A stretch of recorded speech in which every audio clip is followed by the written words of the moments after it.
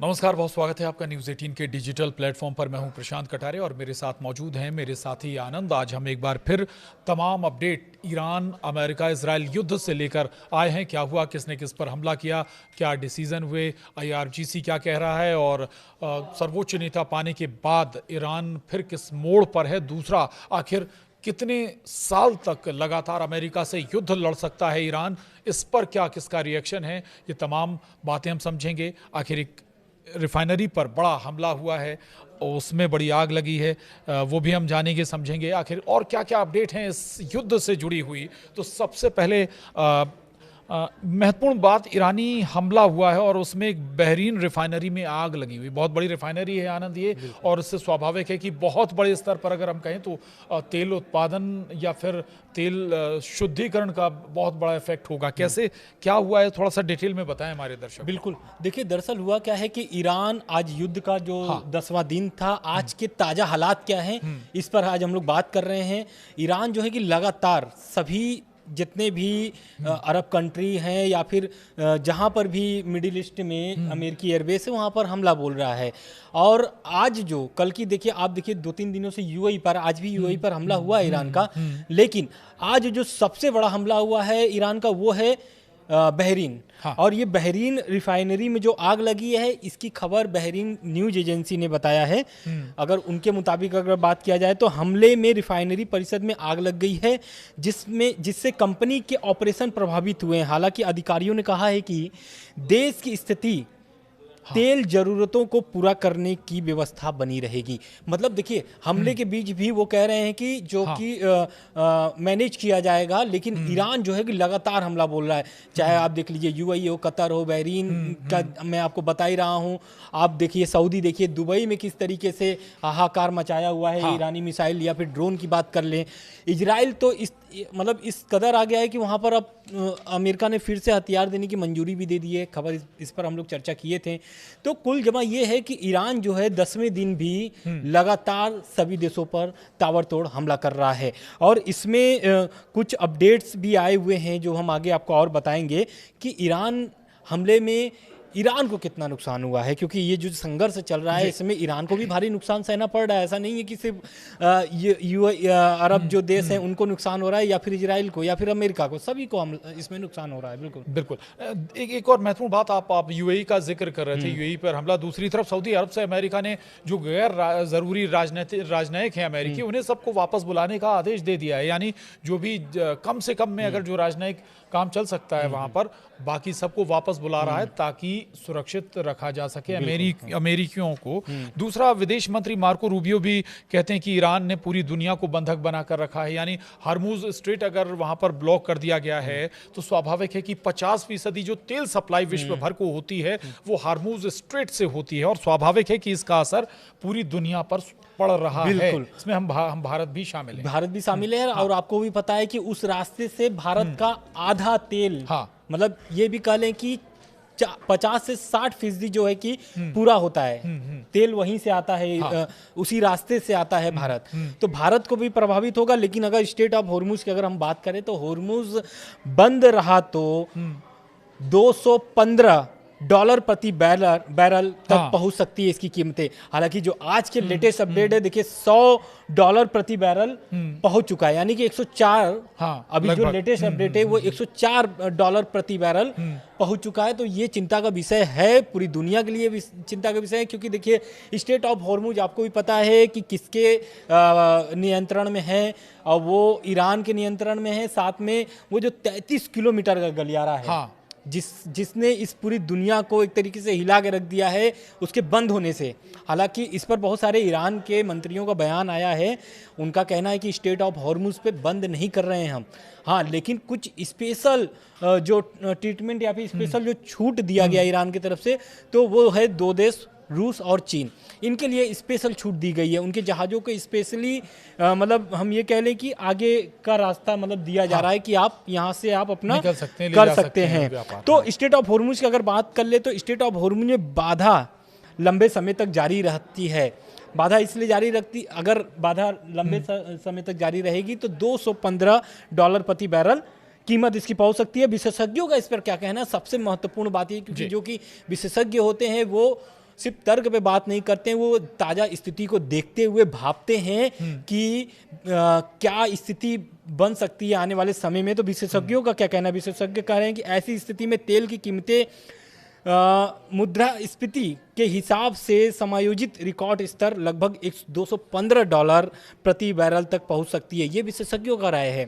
साथ ही वो कहते हैं कि अगर इस अहम समुद्री मार्ग में लंबे समय तक रुकावट बनी रहती है तो वैश्विक तेल बाजार में बड़ी उथल पुथल हो सकती है और कीमतें ऐतिहासिक स्तर तक चढ़ सकती है। कुल जमा ये है कि अगर स्टेट ऑफ हॉर्मुज में हालात सही नहीं होते हैं, नियंत्रण में नहीं आते हैं, तो मुश्किल और बढ़ सकती है। खास करके भारत की बात की जाए तो जैसा कि मैंने पहले बताया कि 40 से 50 से 60% निर्यात होते हैं, उसी रास्ते से तेल आते हैं भारत के लिए।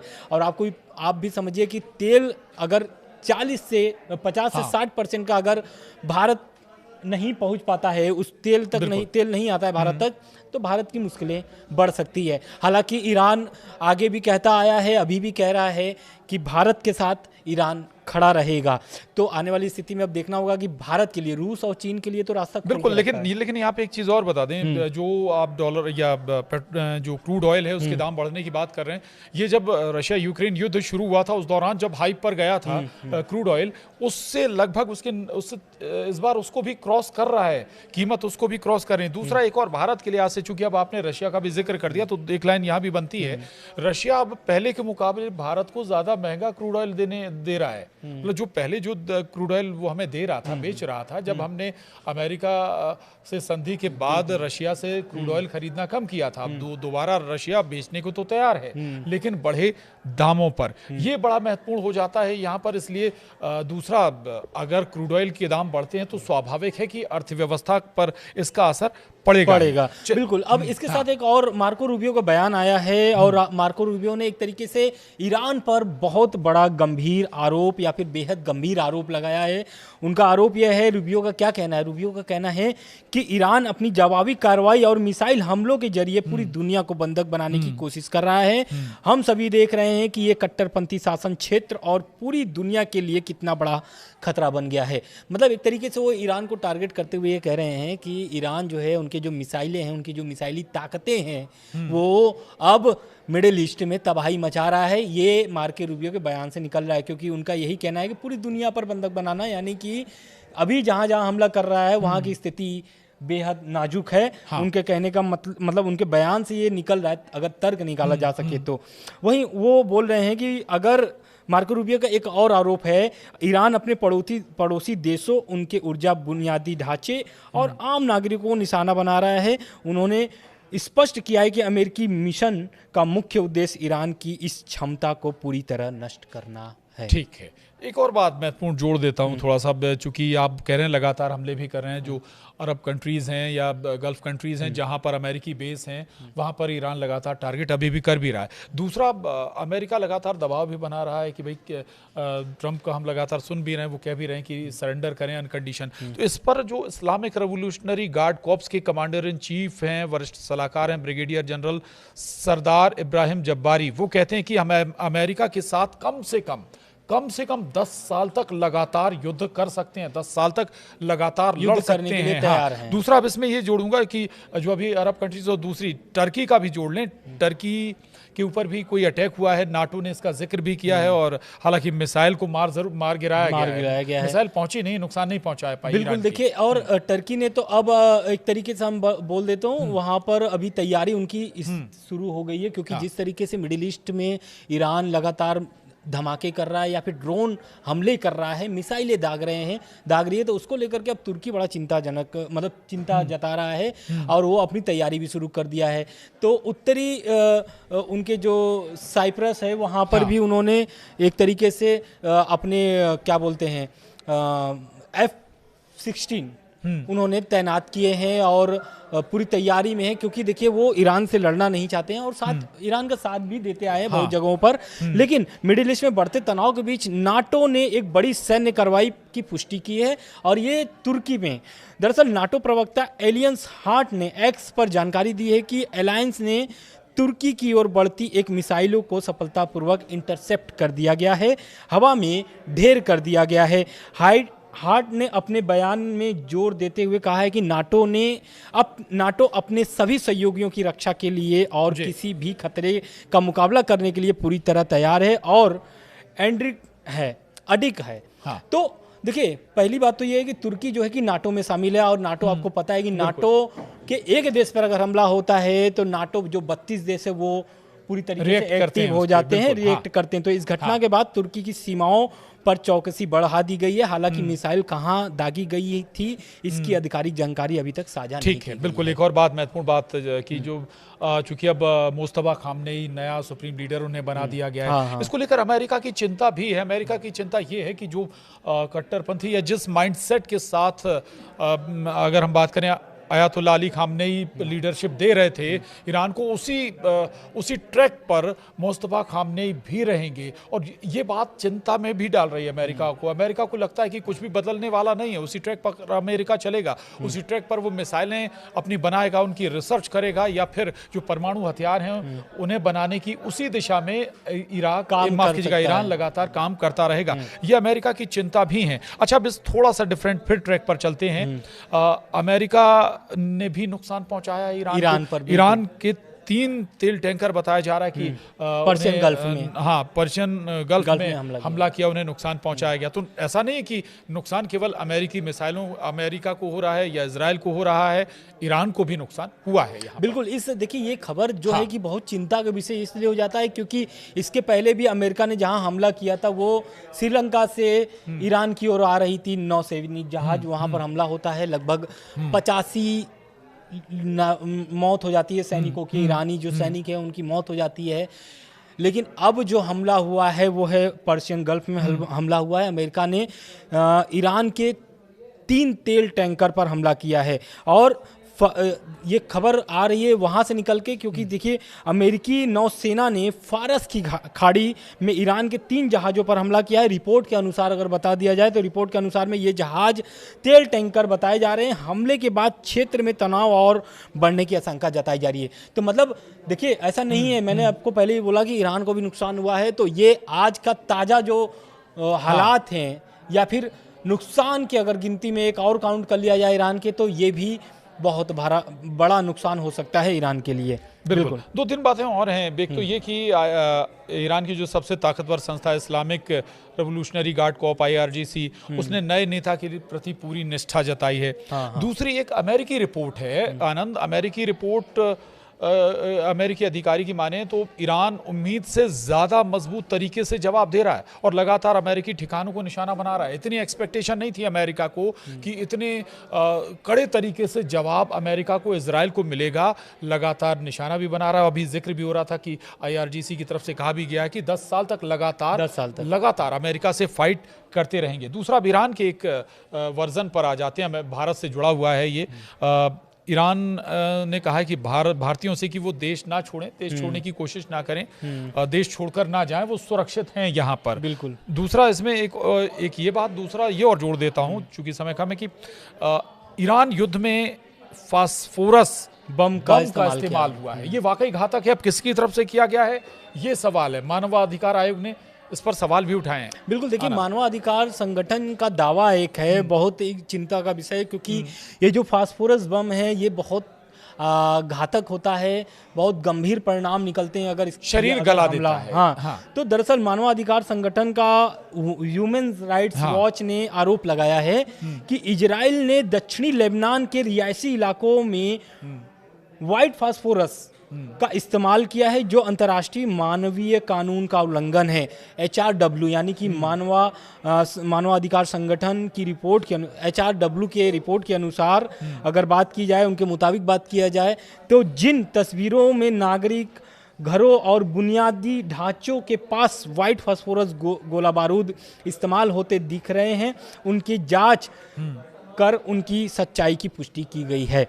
मतलब संगठन का कहना है कि घनी आबादी वाले इलाकों में इस तरह के हथियारों का इस्तेमाल आम नागरिकों के लिए बेहद खतरनाक होता है और यह अंतर्राष्ट्रीय मानवीय कानून के नियमों के खिलाफ माना जाता है। तो ये इजराइल की तरफ से हमला किया गया है, फास्फोरस बम का इस्तेमाल किया गया है लेबनान में।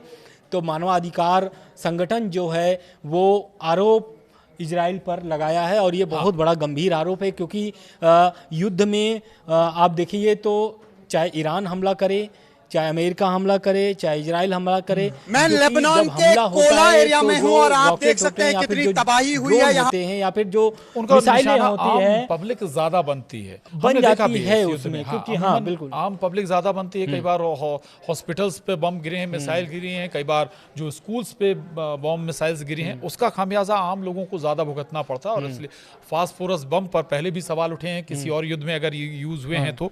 बहरहाल ये बड़ा महत्वपूर्ण है और हम लगातार आपको अपडेट देते भी रहे हैं। आज भी हमने ये कोशिश की है कि जो इस युद्ध से जुड़ी बड़ी अपडेट्स हैं वो आप तक पहुंचाएं। लेकिन ईरान की क्या तैयारियां हैं, ईरान कैसे युद्ध लड़ने की तैयारी कर रहा है, या फिर IRGC का क्या रुख है, 10 साल तक वो साफ कह रहा है कि हम अमेरिका से युद्ध लगातार करते रहेंगे, किसी भी सूरत में दिक्कत नहीं है हमें। दूसरा, रशिया, बहुत छोटा कमेंट अब आना जिस पर हाँ। रशिया कह रहा है कि हम ईरान के साथ खड़े हैं। यानी भले ही अभी तक शायद संभव है कि मिसाइल या हथियारों से सपोर्ट ना किया हो रशिया ने, लेकिन पूरी जो इंटेलिजेंस है या पूरी इंफॉर्मेशन है, तमाम इंफॉर्मेशन वो शेयर तो कर ही रहा है। बिल्कुल। देखिए और पुतिन का इस पर बयान भी आया हुआ है। पुतिन ने साफ, जो राष्ट्रपति हैं रूस के राष्ट्रपति व्लादिमीर पुतिन ने, उन्होंने साफ कह दिया कि नए सुप्रीम लीडर मुस्तफा खामनेई को पद संभालने पर बधाई भी दिया है।